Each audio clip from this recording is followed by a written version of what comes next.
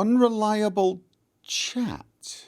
Oh yeah, right, I was having a chat with the unreliable. I was definitely not calling the chat unreliable. Would I call the chat unreliable? I would not dream of it. Really enjoy these dialogue-heavy episodes. Breaks up the routine of run, shoot and loot.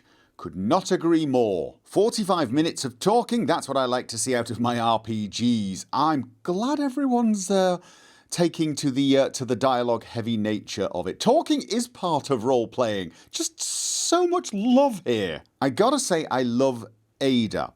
Ada is my type of computer. She knows how to make someone laugh. I gotta admit, I kind of like Ada as well. She's constantly trolling you and she's mastered the art of snark. But yeah, she's one of the great characters. There are quite a lot of great characters in the Outer Worlds and she is one of them. I love how Alex is basically all of Gopher's Fallout characters mixed into one. You mean Montgomery, right? Yeah, he started out, the original idea for Montgomery was a very sort of Firefly-esque type captain. I wanted something a little more akin to Jack, the kind of, you know, the rugged, no-nonsense, but in this particular case, space cowboy. I wanted him to be... I didn't want him to be a bad person, I wanted him to be mostly a good person, but I wanted him to be, shall we say, sometimes blunt and to the point. But as soon as I put the moustache on him, there was a little bit of the Leonard kind of vibe, just almost immediately. I think it's just something to do with the idea of him being, you know, posh and British sort of thing. You know, it's kind of like John Cleese as the captain of Serenity. Yes, that's perfect. Just wanted to say happy Thanksgiving and hope that someday Gopher reads this so he will know that one of the things I'm grateful for is all of the work he puts into making a great channel that me and my family can enjoy for the entertainment. Thanks Gopher, we love you. I love you too. This is my favourite comment section yet. They still haven't fixed the bobbing sky.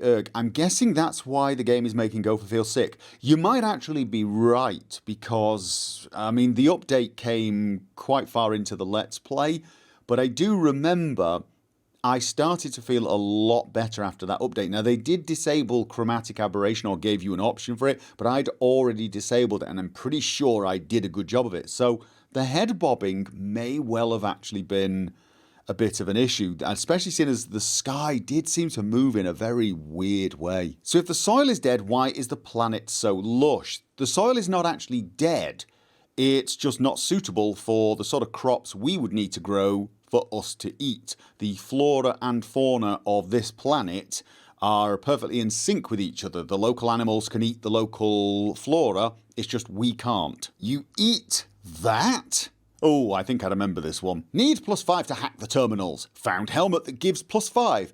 Let's not hide the moustache instead. No, don't hide the moustache.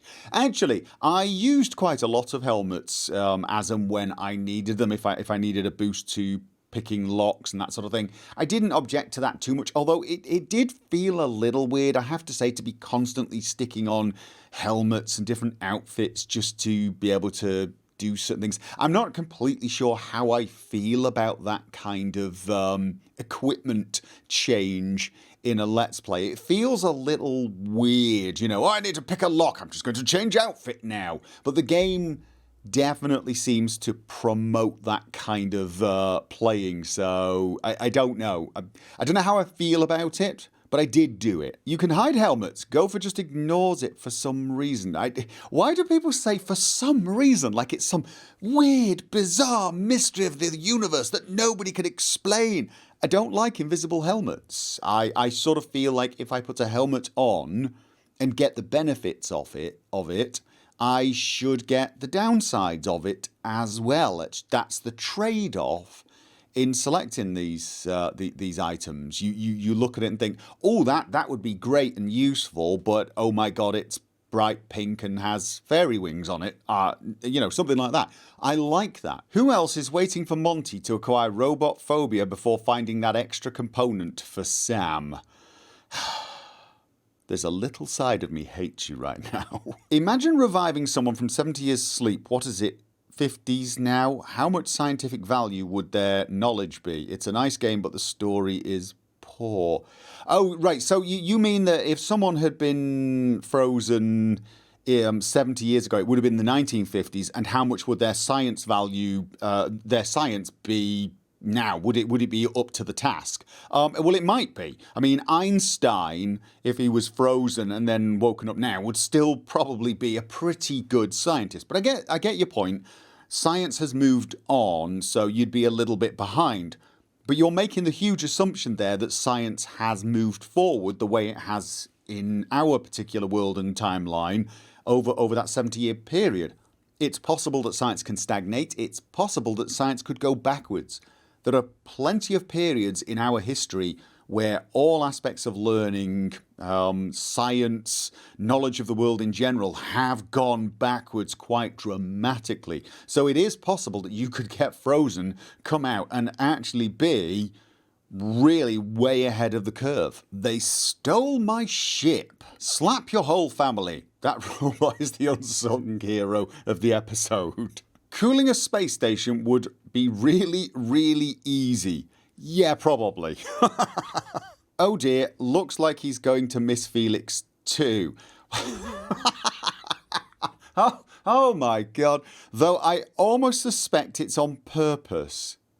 Why would I do it on purpose? 205. And he ignores important NPC again. I'm convinced that Gopher is just trolling us. Yes, that must be it, because nobody else on the planet would bypass a person without having a conversation with them. I mean, you arrive at an airport and you do you A, go to passport control and then go through and pick up your luggage, or do you B, stop every person you suspect of having a name and insist that they have a conversation with you? Oh, for those of you who may not realise this, if you chose option B, you're probably on a list somewhere.